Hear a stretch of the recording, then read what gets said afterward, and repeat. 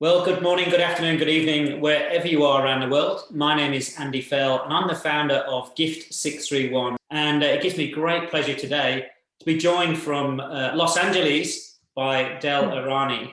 Now, Dell, I'll give you a very, very brief introduction to Dell, and then I'll ask her to tell her story in her own words. So Dell was born in Mumbai in India. At the age of 8, she moved to Sydney, and following her school career, she actually obtained a double degree in commerce and psychology, the last year of which she attended the University of California. And I wonder if that sowed a seed for where she is today. Dell currently does a range of things.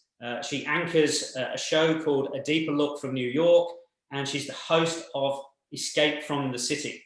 Now, being from the UK, I nearly said Escape to the Country, and I do believe it's an adaptation of Escape to the Country.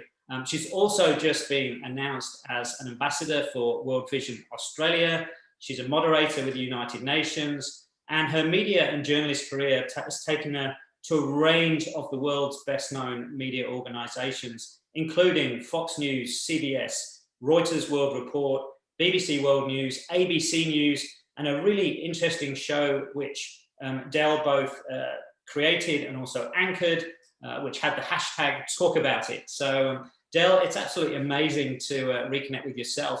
And what I'd absolutely love, as I said, is for you to start perhaps by, I've given the outline, but just telling us your story in your own words.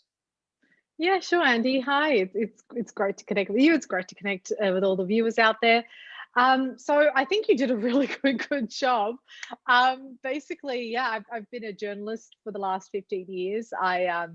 A lot of what you said, I really began at the grassroots level. I was a researcher, associate producer, like an intern. And from there, I really worked my way up. I went from producer to reporter to eventually being an anchor.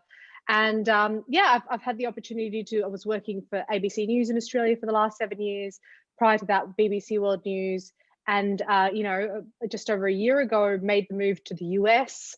And working anchoring a show called Deeper Look from New York for another global news channel called NHK World Japan. And yeah, I'm very lucky. I love what I do, but it's been an interesting journey to get to where I am. So yeah. So Dell, as you were working your way through, from an intern to researcher, how did your career develop? Do you get asked, or do you have to work really hard to almost push in the right way, yourself into opportunities? It's definitely the latter. No one just comes up to you and says, would you like to anchor a national breakfast show? Would you like to go and report on the biggest breaking story? That's the dream, but that's not how it works. A lot of it is, being in the right place at the right time and really having to prove yourself. I've never been the type of person that can walk into a newsroom and someone would say, oh, you'd be a great reporter, or you'd be great on TV. It has been having to prove myself and having, I was the intern who would finish my shift. And I was literally working on a business show, just doing the research and supporting the producers who supported the anchors. And at the end of my shift, I would linger around, and then, I would hear somebody say, oh, is anybody free? Because the finance minister is speaking at this event. Is anybody free? And I would stick my hand up. I'd finished my shift. I was off the clock, but I would take the cameraman. I would take a mic, and I would go and I'd stick the microphone in front of the finance minister's face to ask him questions. And that's what I did. That's how I learned. And then from there, I remember really pushing to do a few reporting stories. And one editor-in-chief of mine, I nagged him so much to say, give me a chance, give me a chance. And I'd done all these tapes where, it was a studio test to show that I could report, or I could be an anchor. And I was terrible when I first began. Let's just be really clear. I was very nervous, very stiff, really awful. So it took a bit of time, but I finally got a tape, and I kept bugging him. And he told me, like years later when he saw me anchoring, he's like, that tape is still sitting on his desk. Because I would keep walking into his office and be like, have you seen the tape yet? What did you think of the tape? Give me your feedback. What can I do? So it is about persistence and about, not being annoying, Mm. But I was also, like I said, I was also the kid that did overtime, that did the extra stuff. So it's about the give and take of it. So I'd love to come back in a minute and ask you about how you handle disappointments or setbacks, because you would have had plenty of Yeah, knocks on the journey. But plenty. before I do that, when people look at you today, words like self-belief, confidence, charisma, energy, what do you do, or how over the years have you worked to build that self-belief, that self-confidence to be able to do what you do today? Yeah, that's a great question, because it's funny if that's what people look at me would say, and that would be if I would say very different about myself, because it's such a work in progress. I don't at all ever feel, you've got imposter syndrome. You don't ever feel like you're amazing or great, but it's about working on yourself. It's really about believing that you can do it, and I say that with caution, because obviously there's one thing about having self-belief, and there's another thing of when you do a good job and getting that great feedback. So it is about doing both. Um, but a lot of it is, yeah, it is positive self-thought. At times when, like when I moved to the US, I couldn't work for a year because I didn't have my work visa. So even though I just left a very high profile job in Australia, I suddenly found, and I was ready to work and do whatever it took. I couldn't, not for money, couldn't do anything, and so all the organizations, I couldn't even apply for jobs. They basically said, sorry, come back when you are legally allowed to work. And so that was really, really tough.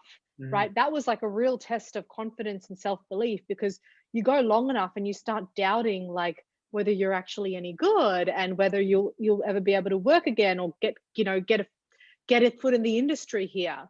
And one of the things I did was, again, I just really reached out to as many different organizations as I could, and I started doing stuff for free. Like, I was doing a radio show at a university, and the reward of just being a broadcaster, just being reminded that, oh yeah, I can do this. That's right. I know what I'm doing.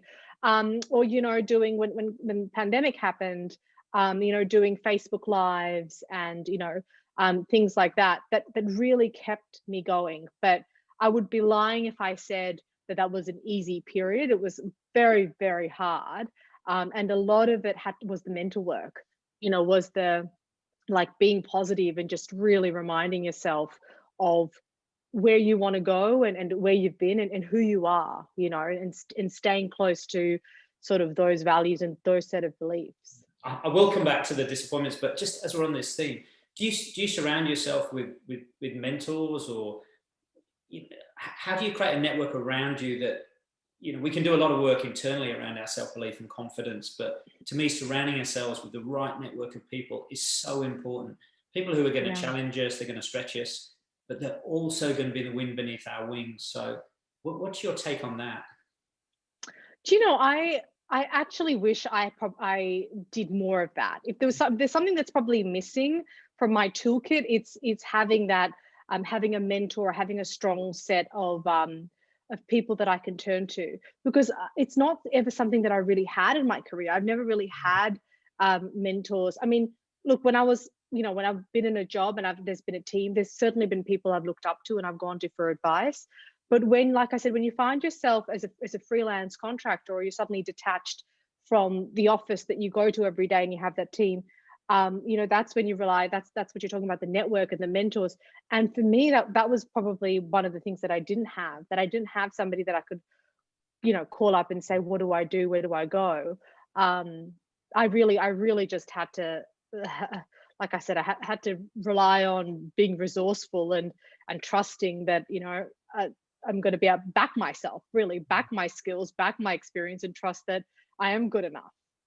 Which you clearly are. So let's just come back in then. So, you've had this amazing career that's got you to where you are now, and like I say, you've worked for some of the biggest and best known media companies around the world. There will have been moments though when something hasn't gone your way, and one of the things we talk about with future you members is this concept of bounce back ability. How do you pick yourself up when you've been knocked down, when you've had a disappointment? Um, That's a really, really good question. I think what you've got to realize, and this is what I often do, is when I'm sort of feeling a bit down or feeling like, okay, 2020 has been a bit of a quiet year. I look back and I think it's so easy to look back at your career and only notice the highs. Mm. But often right before you get to that high, there's been a low, or there's been a climb. And that's what I remind myself of, right? That this is, this bit is just as important, if not more important, that sets you up for that moment that you are going to get up there. And it's a test. When you're down, there is a reason. There's something you're supposed to do. There's something you're supposed to change, whether it is improve that networking, whether it is upskill, whether it is changing your mindset. There is something that you're supposed to do so that when you do get to the top, you're able to stay there. And I've always been a true believer in that. I'm like, there's no point being an overnight success, or sorry, not overnight success, a one hit wonder, Yeah. just flash in the pan. You've really got to think, look, if you're running your own business, when you're successful, well, that business has got to be successful for 20 years, right? If you're, an anchor, when you get that dream job, I need to be able to hold on to that dream job for a long time. And so I believe that whenever you're going through that downside, it's like it's building something, it's building resilience in you, it's building the self-belief that's lacking, the confidence that's lacking, whatever it is. And that's the opportunity you've got to take. And you've really got to believe that you will come out the other end. Yeah, and I certainly see that in my own life. I've had two redundancies, both of which have actually led to some of the greatest opportunities of my life. And I think you're absolutely right. It's taking the learnings, and everything happens for a reason. It's telling you something. And as long as you give yourself the time to learn, reflect, and rebuild, work on your mindset to rebuild that confidence, that self-esteem, and go again. And I'm a fundamental believer, Dell, that you can't spend too long almost overthinking and procrastinating. The best way to overcome any disappointment is action, and just get back out there and do your thing. So if I could go back to the start. So you're a young girl, growing up in the lower North Shore of Sydney. When did you start to think about, broadcasting, journalism, the media? How did you end up actually starting? The truth to that answer is it was never in the realm of possibility. I never could imagine that I was, going to be a broadcast journalist. I was going to be an anchor. It was so unrealistic for me. I have Indian parents. I didn't really see role models on television that looked like me. And my parents weren't particularly like, go pursue a media career. They were like, go be a psychologist or go do business, do something solid, right? So it was never like, it was not something that I really, when growing up, somebody said, what do you want to be? The word journalist wasn't even in the realm of possibility or the dictionary. What happened was I always knew that I knew I liked business. I knew I liked psychology. I knew I wanted to get out of Australia. I wanted to see the world. And my way to do that was the scholarship and study abroad. And then when I finished at UC Berkeley, I was really like, I don't want to go home yet. I'm not ready to return to Australia. I want to do something big. I want to see the world. And I got two job offers, and one was a very sensible corporate job in San Francisco, probably paid really well and everything. And the other was this crazy media company, like a media production company based in Europe, that involved a lot of travel around the world. And I obviously went for the latter. And it was when I was doing that job, when I started, working in the field, and a lot of the times it was like researching, it was producing, and it was learning sort of how to interview people, having the confidence to go in and meet government ministers, meet business professionals. During that time was when when my colleagues would say, you're kind of good at this, or I'd be at a press conference and I'd be the only person that would put my hand up and ask a question. And that's how my confidence started to build. And that's how I started to realize, oh, I actually really like this, and this is what I want to do. And from there, I took a series of moves. Like I went to India. I was India, again, not a part of the plan. I was returning to Australia, just stopped over in India to visit family. And at that time, I saw the media industry there was starting to take off. And when I saw that, I was maybe 22, 23, quite arrogant, thinking, yeah, I'm going to get a job, like, no problem. I'm look Indian, I have an Australian accent. Sure, it's going to be a piece of cake. Not at all. They were like, you're way too Australian. You're never going to be on TV here. You're not even going to be able to, we're not even going to give you a job in TV. And again, that period of, few months of just banging on doors, being rejected. Finally, it was an American boss at an American company, Reuters, that hired me. And like I said, I started at the bottom and worked my way up. But that's kind of what it took, because the minute the light bulb went off, that synergy between this is what I'm good at and this is what I like, and they both are aligned, that's what really worked. And after that, it's like I've just had this laser focus. I can't think about doing anything else. Yeah. I mean, there's so many messages in that. First of all, just thinking big in the first place. Secondly, I mean, that choice you had between a well-paid corporate job in San Fran or following your passion, following your heart, it's absolutely amazing that you made that decision, when I know so many people who made the other decision and have lived to regret it. They find themselves in work that may be paying well, but there's no passion. There's no real deep fulfillment in what they're doing. I think is absolutely brilliant. The fact that you knocked on so many doors that never opened, but you kept going, I think is another absolutely fantastic attribute that you clearly have. I'd love to ask you about how you think about goals. We were talking previously about Lisa Sthalekar, and you saw her interview where and we were talking about the lunch where we met all those years ago. And Lisa said, well, actually, in a few years, Dell, this is what I'm going to be doing. And then you've watched her story unfold, and she wrote the goal down, she broke it down, and then that's where she is today. So what's your how do you think about goals? And following that Lisa Sthalekar model, where when I met her, she was very much like, I want to be a commentator. And it was the person I met and the person that she is today, there was definitely a period of her making those sacrifices and working hard. And I think that's the same way I view goals. It's you have your overarching goal, and there's going to be things that happen along the way, but you can't lose it. And I think things that happen along the way are to test how committed you are to that goal. Because in my experience, the bigger the goal, the more challenges, the more hurdles are going to be thrown your way. Like, for example, for me, moving to America, this is the biggest media market in the world. Even though I, had sort of did well in Australia, there's a certain amount of, again, that arrogance of, well, I succeeded in Australia, so surely I'll be able to come to America and succeed. And, it's really hard. And I know it's going to take time. And like I said, every step of the way you get tested. I mean, whether it's, rejections based on your accent, and everybody has a different, in my industry, it's different to entrepreneurs to someone like Lisa.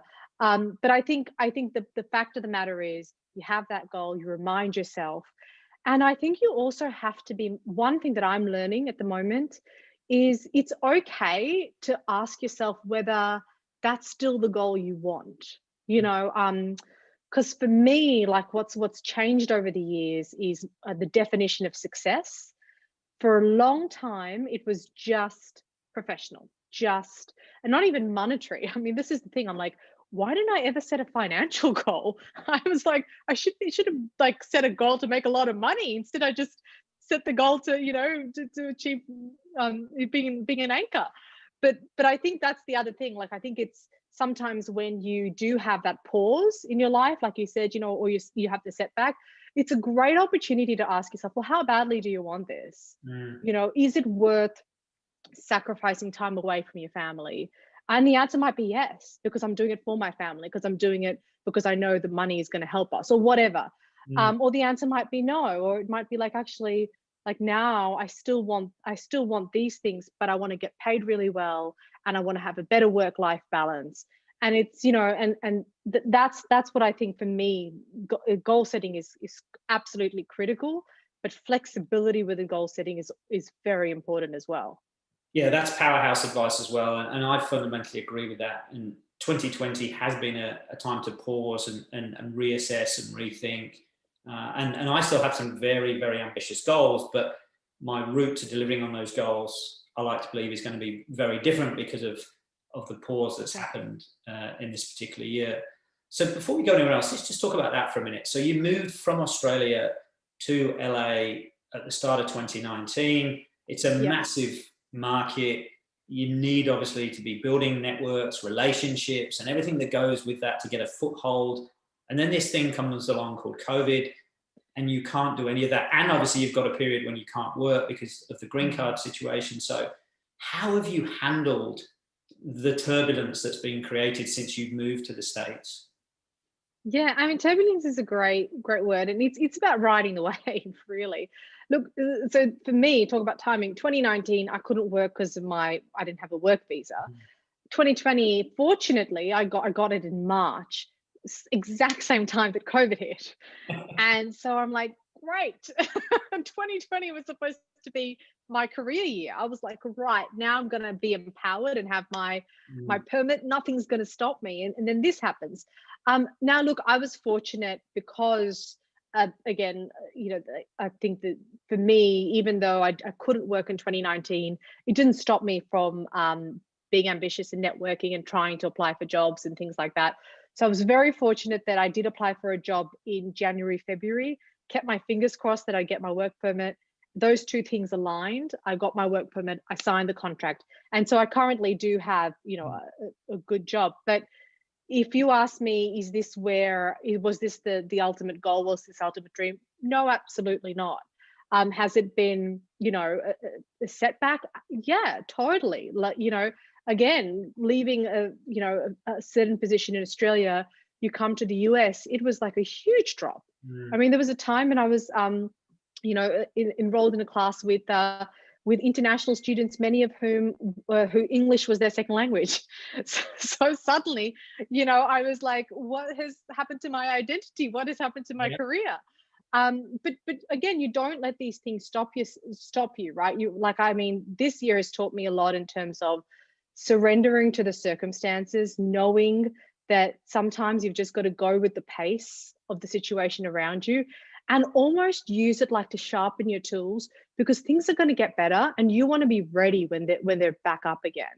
So in 2021, when things reopen, you want to position yourself to be at the top of the pack. You know what I mean? Like, you want to use this time to get the rest, to get the break, so that when things recover, you're also there to grab those opportunities and challenges. You're absolutely right. And if I was still in corporate, every single person I would interview from this point on for a job, I would be asking them, what have you learned through COVID?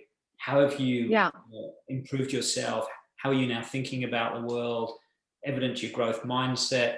And that is just really smart advice to absolutely everybody who watches this, that we can all turn this into a great opportunity and the world will change again.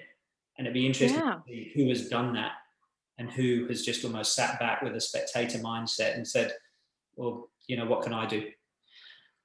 There's something coming towards the end, Dell, but there's something that I know is on the minds of lots of future you members, and that is when they face a big moment. So maybe they're having to speak in public for the first time. They're going to host their first team meeting. And these are normally, wonderful, confident individuals, but they have this moment of pressure just before they go on stage to speak, or they run their first team meeting. And it comes up frequently in the conversations we have of, we've spoken to a couple of swimmers, and it's like, what do you do when you're on the blocks to push away all the distractions, control the nerves, and just almost be in flow state? Now, obviously, you have a high pressure environment when you're just about to go live in front of the cameras. What do you do in that period just before to control, your state and be absolutely ready for when you go live? Yeah. I just want to say, I get nervous. I do get nervous every time. Maybe not every time, but but certainly, you know, in the big moments of whether it's speaking, emceeing, anchoring, I know there are certain people who say they never feel that. I'm not one of them, so I definitely feel it. But what really works for me is it's almost like I am putting on uh, an outer self. Like I'm putting on, I almost like step into a role and step into a mindset that I'm like, you know, that's different to the person that you're talking to right now. That's different to me normally. It's like I like gather myself, I give myself that moment, and I'm like, you've got this. Like this is this is your moment. This is who you are. Um, and like I said, like so much of it comes down to like, well, how badly do you want this? You know, if and I always ask myself that, like the moment at which it stops being fun, the moment at which it stops being, you know, like I think there's something good about being a little bit scared. There's something good about being a little bit nervous because it's preparing you, but it's taking that moment and that moment being like, I'm going to step up to the plate, and you know, do what I believe that, you know, I'm meant to be doing in this world, the thing that I'm good at, and just go for it. And I think you know, I think with public speaking or doing that stuff, so much of it, it really, I know it's hard, because especially if it's one of your fears, but so much of it comes that the more you do it, the better you're going to get at it. And remember that the people who are watching you, they're on your side. They want you to succeed. Like that's the number one thing. You know, when I was told I was a terrible presenter when I first did it, I was so scared. I was so scared of the camera. I was looking at it like it was going to eat me alive, right? Which is, you know, nervous, and and it was a conflict with, but I was like, but this is my dream.